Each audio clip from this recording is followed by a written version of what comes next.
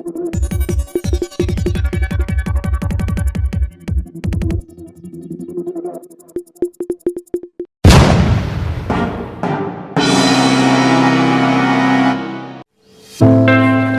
बातमीचे प्रायोजक आहे vision academy. Pre primary, primary, upper primary, semi English माध्यम ऍडमिशन सुरू आहे. आजच संपर्क करा. संपर्क क्रमांक आहे 73 85 82 19 75 96 57 50 10 83. उमराणे, तालुका देवळा, जिल्हा नाशिक.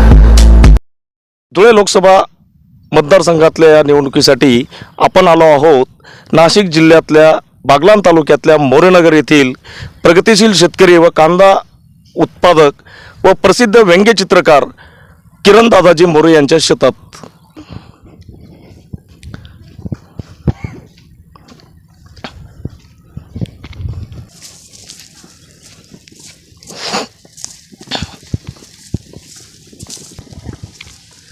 नमस्कार सर. नमस्ते. नमस्ते. आमच्या शोमध्ये आपलं स्वागत आहे. धन्यवाद. तुम्ही व्यंग्यचित्रकार म्हणूनही अत्यंत प्रसिद्ध आहात, तसे प्रगतिशील शेतकरी पण आहात, एक कांदा उत्पादक शेतकरी पण आहात. कांदा दिसतोय तुमच्या हातात, कांदे काढणी चालली आहे तुमची. तर तुमची काही मतं आम्ही आता धुळे लोकसभा मतदारसंघातील 2024ची निवडणूक चाललेली आहे याच्याविषयी मी जाणून घेणार आहोत. तर मग तुम्ही आम्हाला तुमचं काय असेल ते मनोगत आमच्यासमोर व्यक्त करावं असं मी तुम्हाला विनंती करतो. सर्वात मी एक शेतकरी आहे आणि आपल्या धुळे मतदारसंघाचा जो आधार आहे किंवा अर्थव्यवस्थेचा जो कणा आहे तो हा कांदा आहे. हा कांदा खूप लोकांना रोजगार निर्मिती करून देतो, खूप म्हणजे खूप प्रमाणात. एखाद्या 60 वर्षाच्या आजीपासून तर हे पहा 60 वर्षाच्या आजीपासून आता ह्या आजींना कुठं नोकरी मिळणार आहे का? नाही मिळणार. पण हा कांदा त्यांचं कुटुंब चालवतो, त्यांचा उदरनिर्वाह करतो, त्यांना रोजगार देतो. म्हणजे हा खूप विविध आहे. पण याचं आहे ना, ही लोकप्रतिनिधी त्यांचं हे जे काम आहे ना हे करत नाही पूर्ण असं मला तरी वाटतं. मग त्याच्यामुळे त्यांच्या ज्या भावना वेदना ह्या समाजापुढे आणण्यासाठी किंवा वरच्या लेवलवर पाठवण्यासाठी मला त्या चित्राच्या माध्यमातून मला जावं लागलं. चालेल, आम्ही तुमचे सगळे व्यंग्यचित्र पण आम्ही बघू, आपण आपल्याशी चर्चा पण करू. नक्कीच जाऊ आपण. चला.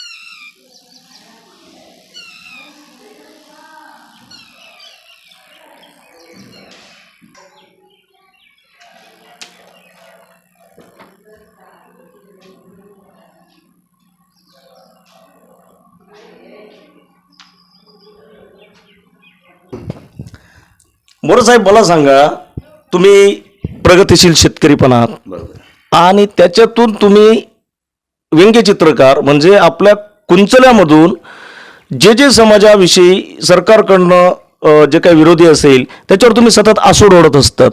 तर हे तुम्हाला म्हणजे या गोष्टी सुचतात कशा? सर्वात तुम्हाला म्हणजे मी एक सांगतो की प्रगतशील शेतकरी मी नाही, प्रगतशील शेतकरी हे माझे वडील आहेत.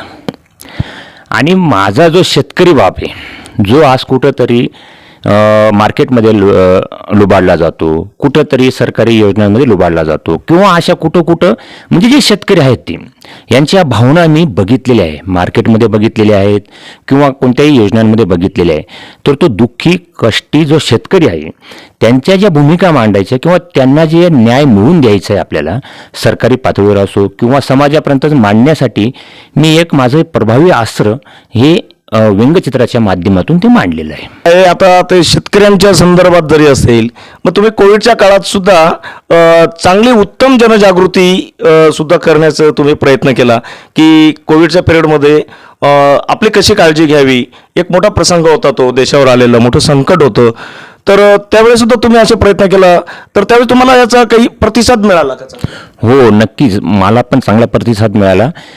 आपले माननीय आपले मुख्यमंत्री त्यावेळेस उद्धवजी ठाकरे होते आणि ते पण जसं वेळोवेळी सांगायचे, जशी काळजी घ्या, जसे आपले माननीय पंतप्रधान नरेंद्र मोदी होते ते पण सांगायचे, तसंच मग आपण पण कलाकार आहेत, आपण बी समाजाला काहीतरी सांगितलं पाहिजे. मी त्यावेळेस 25 ते 30 वेगवेगळे प्रकारचे म्हणजे जे समाजाला बोध देतील, कसं वागायचं, कसं काय करायचं, आपण कसं राहिलं पाहिजे, त्याचे मी चित्र केले आणि जास्त करून मी पोलीस बांधवांसाठी केलेले होते.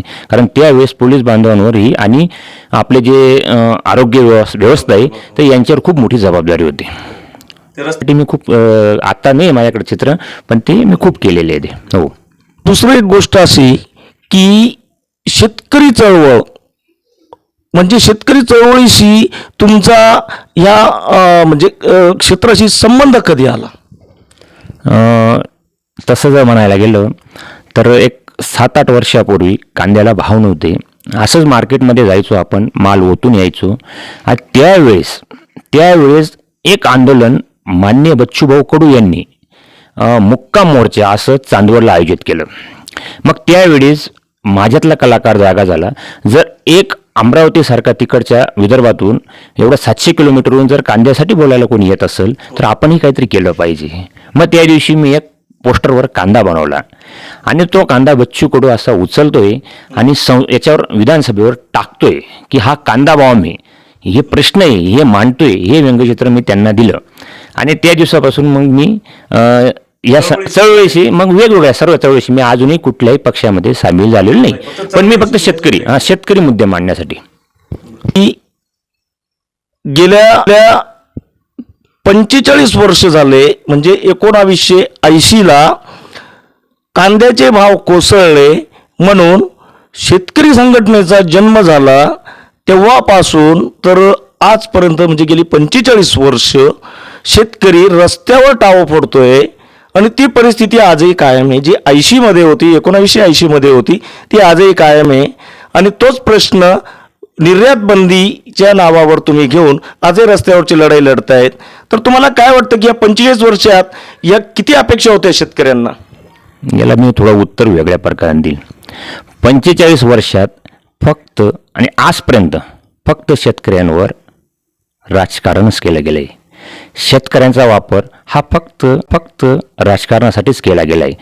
त्यांना पाहिजे तशी मदत ही सरकारी पातळीवर देण्यात आलेली नाही आणि आजही कांदा हा राजकारणासाठीच वापरला गेला आहे. अहो काय गरज होती 41 रुपये आणि 42 रुपये कांदा जात होता. निर्यातबंदी करायची काय गरज होती? कोणतं संकट आलं होतं यांना? पण यांना मतं घ्यायची होती. कुठले? तर शहरी मतं. म्हणजे याच्यासाठी शेतकरी मेला तरी चालेल, पण हे शेतकऱ्यांचं धोरणं राबवणारं सरकार नाही असं मला बोलणं उचित वाटत नाही. मी एक व्यंगचित्रकार आहे, मला दोन्ही बाजू सारखे आहे, पण मी ज्वलंत बघितलं आहे 4100 रुपयावरती निर्यात बंदी केली गेली. मिळू द्यायला पाहिजे होतं ना 2 पैसे लोकांना. काय गरज आहे?